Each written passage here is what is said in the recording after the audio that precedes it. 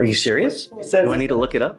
I don't know. Your Honor, I'm not working on hunches here, man. And I understand, Your Honor. The officer initially said he responded to a crash call for service which occurred on... Hold up.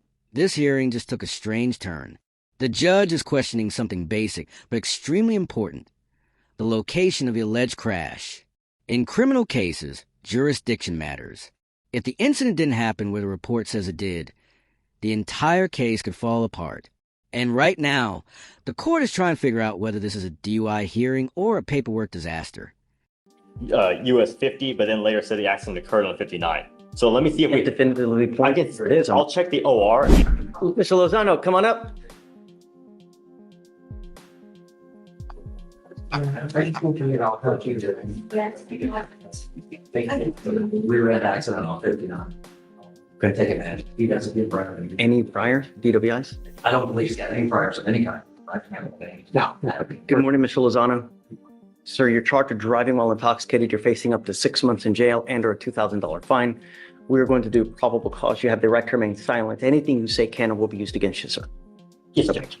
On February 7, 2025, at approximately 10:08 p.m., the officer was dispatched to a major crash on the 200 block of South US 50 freeway in Harris County, Texas.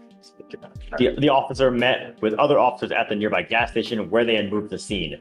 The rear witness stated she was rear-ended by the defendant and was able to put the defendant behind the wheel of the vehicle. The officer observed front-end damage to the defendant's vehicle, and the officer made contact with the defendant, the driver, and occupant of the vehicle. The officer observed slurred speech, staggering, and disorientation and confusion. The standard field sobriety tests were conducted, HGN 4 out of 6, walk and turn 4 out of 8, one leg stand 3 out of 4. The defendant stated he did not drink any alcohol that day, and the defendant was read the DIC and refused to provide a breath specimen. A blood search warrant was signed and executed. And here's the bombshell. The report says the crash happened on US 50, but that highway doesn't even run through Harris County. If that detail is wrong, the court might not legally have authority over the case. In criminal law, even small mistakes in official reports can create huge problems. So the question becomes, is this just a typo or evidence that the investigation was sloppy? The judge sounds like there's no probable cause because US 50 is not in Harris County, Texas. That's what the road they said it happened on. Where is it? It said US 50. That's not in Harris County. And the DIMS does say 200 block of South US.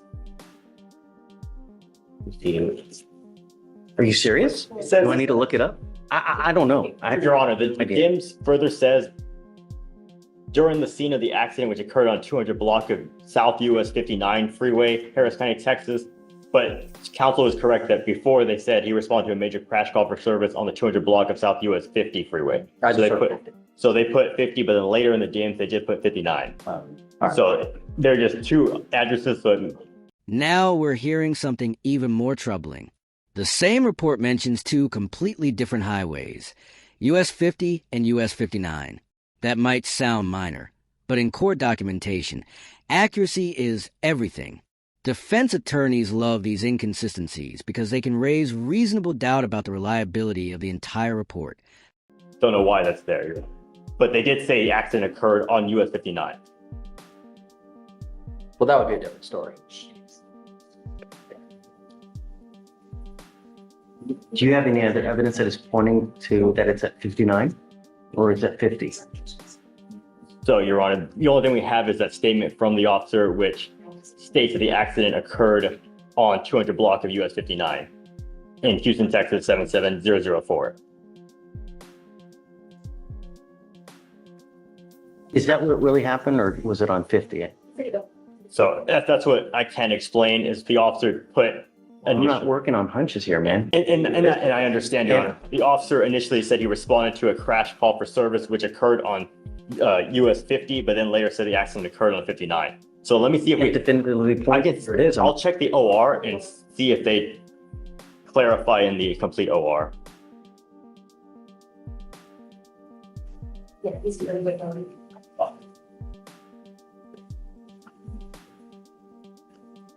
And in the OR as well, the officer says, which occurred on 200 block of US 50, Houston, Texas, 77004.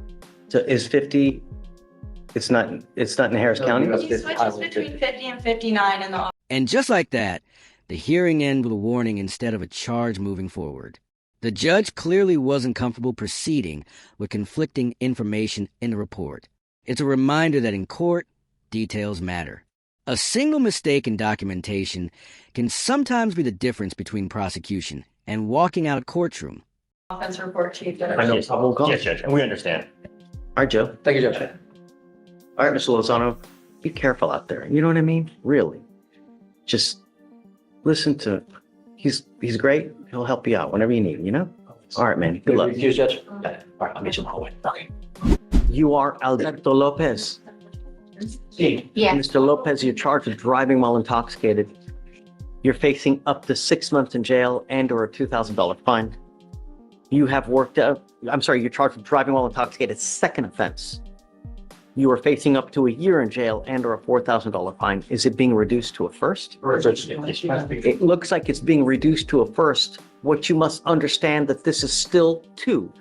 So if you ever pick up another DWI, you will be facing. Now we're on to a different defendant, and the judge is laying out a very serious warning. Even though this charge is being treated as a first offense today, the court is making it crystal clear. One more DWI in the future turns this into a felony case. That means prison time instead of just fines or probation. This is basically the judge saying, this is your last chance. Facing a felony charge of a third-degree felony, a minimum of 2 years in prison, a maximum of 10 years in prison. If I were you, I would never get into a car and drive if you have even had a sip of alcohol because you were playing, you're taking a humongous risk. Do you understand? Yes. You are giving up the right to a trial, right to compel witnesses to testify on your behalf, confront and cross-examine your accusers. If you are not a citizen, there are possible immigration consequences. You can be deported, excluded from the country, denied naturalization under federal law. You give up the right to appeal.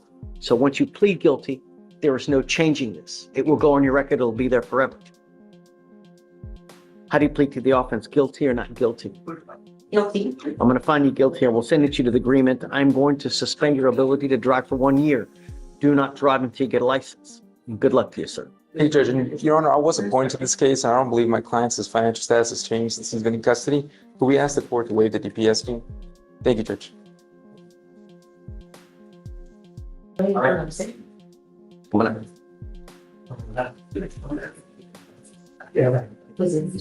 good morning, Mr. Navarro. Do you speak English, sir?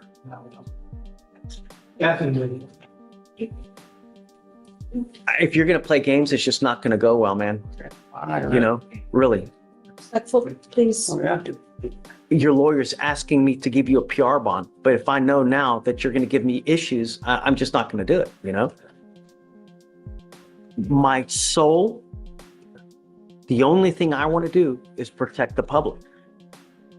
Do you understand? So your lawyer is asking me to, you know, give you a PR bond, but what I need to know is if we let you out, is there going to be a problem with mom?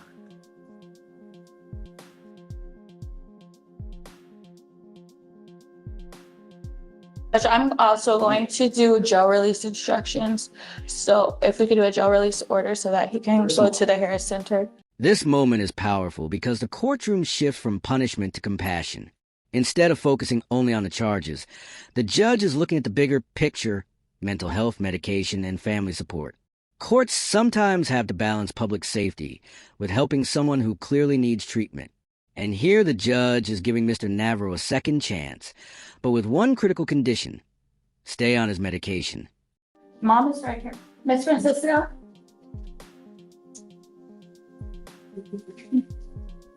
The main concern, Judge, he needs to get on his medication. So I spoke with Mom. If we can do a PR bond, I can do a jail release order for him to go to the Harris Center. Blas is still here. Do you speak English, man? Yes. Oh, wonderful. Okay.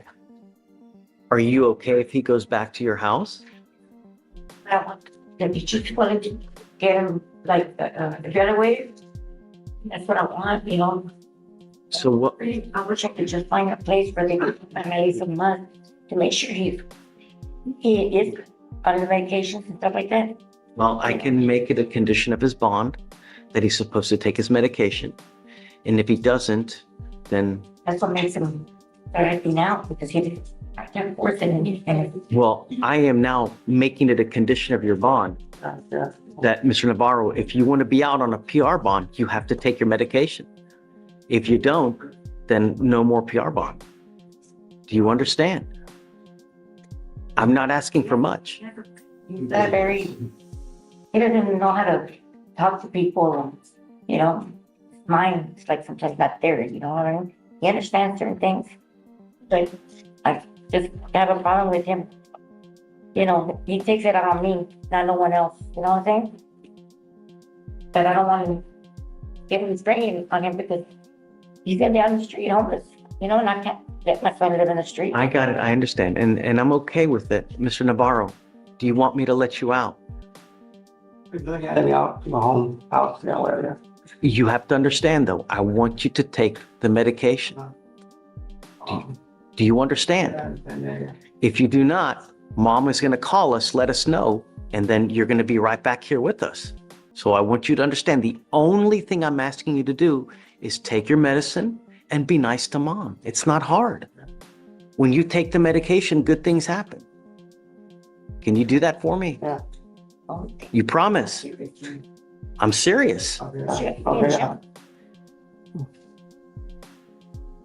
So Mom, I'm going to give you, we're going to give her your phone number. So if you have any problems, call her, let her know. She'll talk to me and we'll take care of business for you. Tell him that if the cops show up, he's not gonna get out, he's gonna stay here. Come on, everybody. Now, you say that, Junior, because we're here in front of the judge. Okay. But you have to take life serious, Junior. Mm-hmm. That hurts good if you like this. We don't want to keep you. Okay, that sounds good. Yeah, but still, okay. Next time you're getting out, Okay, yeah, I know. you better. Okay, Mr. Navarro, make me proud, huh? Just keep taking the medication. Good things happen, all right? Okay, Thank you, Judge. yes, I'll grant it for you. Thank you. Okay, ma'am, any problems, just let us know. We're here to help you out, okay? Really. So then they can't keep him in the hospital like for a What we'll do month. is we can do jail release where we'll take him to the, no. I will go to my holistics department and we will find resources for that. But I did explain to her that the Harris Center would just take him from jail, do the evaluation. They can't keep him there. Problem is that at the Harris Center, we can't hold him. We can't Right. force him to stay. If he wants to leave, he can leave. We just can't. I know. That's why we will be in contact. But they have resources at the defender's office to help you out. So whatever you guys need. And then just stay in touch with us if you, I'm trying to get out of the journey, but I don't. We will find help one. you. We can help you do that. we'll help. Okay. Thank you, Judge. Good luck, man. Thank you.